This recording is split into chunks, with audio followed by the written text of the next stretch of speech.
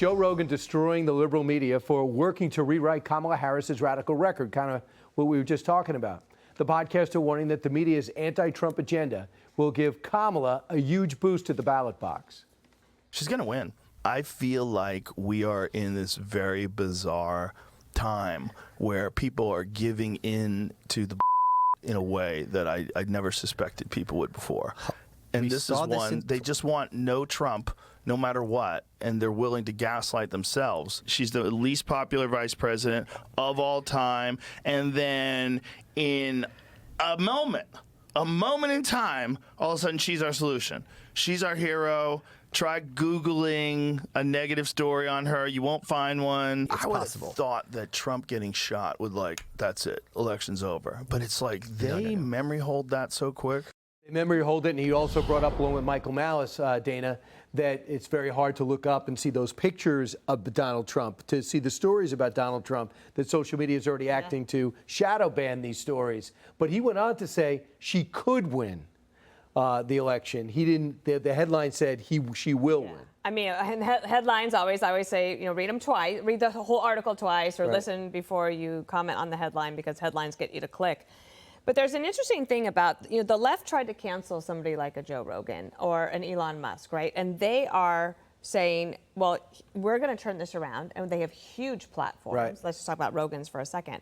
But one of the things I think is so interesting about Rogan is his instincts are very good, right? He's got his finger on the pulse of things, and he's like, this is what he's feeling at the moment. There are 95 days left. We saw how quickly, just within 7 to 8 days, we went from the most amazing RNC convention, how could he possibly lose? It's going to be a cakewalk, to Biden 2 days later say, I'm pulling out of the race, and all of a sudden, a week later, we're saying, okay, obviously she's going to win. And I know that there's not a ton of time between now and the election, but I think that he said could win, can win. Yes, she can. Mm-hmm. She could. It's not a done deal. If you look at Nate Silver, too, though, these polls are showing as they come in, she's holding her own, but also it's because of that cotton candy messaging. As soon as she's asked about things, that will reset a little bit. And President Trump is starting, like he did last night, to focus on issues people care about: energy, the economy, the border, and crime. They went on to say, I listened to the whole spot for maybe 15 minutes, and they said they were just astounded how the press is just not acknowledging that she's been a joke for 3.5 years as vice president, and how quickly everything turned. They're noting it, and they don't know if the American people will be as aware as they are, Jesse.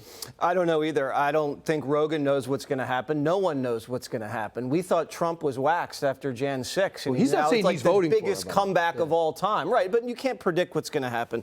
Trump's policies are so popular that Joe Biden and Kamala kept them. They kept his trade, his tax cuts. They kept his tariffs. They kept his vaccine. And all the ones they got rid of is why they're in trouble, like the border. Yeah, like all that stuff. People say, oh, well, Trump's personality. He's too brash. He's too bold. It's the brashness and the boldness that makes his policies possible. Right. Why do you think Putin didn't go in? He was scared of Trump. How do you think he brought Mexico to the table? He insulted and then flattered Little Rocket Man into a little bit of calm. Right. These things are bred into his system. You can't have one and not the other. Look at the no tax on tips. You know how he came up with that? He was at his a casino in Vegas chatting up a waitress. Right. That's how he got that idea. Right. Space Force, Wall. Kamala doesn't have any ideas. He's got ideas. And don't tax Social Security, Harold. You must be on some level amazed at the effort to make over Kamala Harris in real time. And now she's never done anything wrong. What I'm really amazed at, Brian, is that how quickly cycles are in politics, and how quickly we're able to digest things and move on and process them and move on positively or negatively. You think about President Trump was almost killed. Thank God he wasn't. Our prayers continue to go out for the family who lost a loved one and those who were injured. The convention was unbelievable. I said when I was there, I've never been at a convention quite like this one. And then I think President Trump, he missed an opportunity in his speech, and I think things began to shift a little bit. He chose J.D. Vance as his running mate, and people began to talk differently about some things. And obviously, President Biden decided not to run, and this is turning now to a very different race. I think Mr. Rogan is entitled to his opinion. I agree with Jesse. This thing is not over. We're August 1.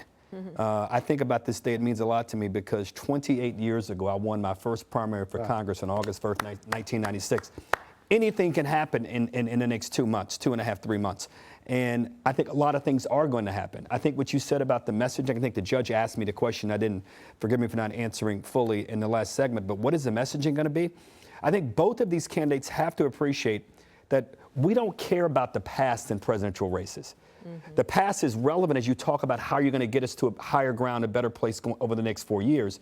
And President Trump, he would do well to talk about what the next 4 years are going to look like, not reminding us what he did 5, 6, 7 years ago, because some people don't remember where they were last night, or 2 weeks ago, or 4 weeks ago. I don't mean that in a negative. You're looking at me. Talk more about the country. What I'm saying is, so you got to, the vice president's got to talk more about the next 4 years, and he's got to talk about the next 4 years. Whomever gets to that first and is able to talk about jobs and national security and decreasing prices of food and gas and things that matter most to the American people, how we deal with the border, that's a group that's going to win. But if they want to litigate the past, they're both going to have a struggle here over the next few months. Talk about the future. That's how presidential races are won. The problem with the past is that it predicts the future for many people. And so people are going to look to Kamala when she does this 180 on, all of these core fundamental issues.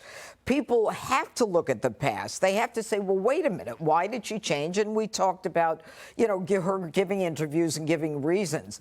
But it's almost as though this memory hole that Joe Rogan talks about, it's not that they're digesting the news so quickly, it's that they're forgetting the news so quickly. On purpose. It's like on purpose. So, there was this moment after the president was shot that people said, he won. He just won. That's the end of it.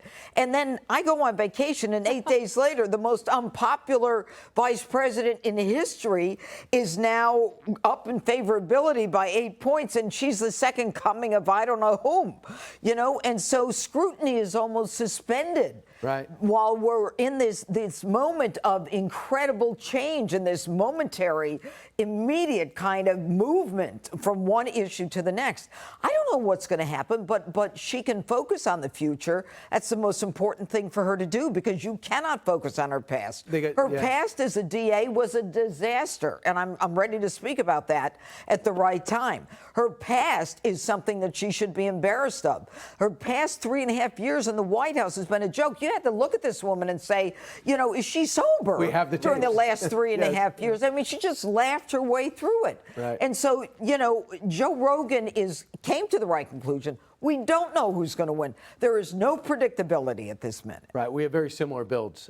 People get us confused. I will just say this. For President Trump, he's got to keep calm, because she's going to have momentum with the vice president and the DNC. Right. He should just keep calm, recalibrate, and get ready to fight it out, find out what their message is.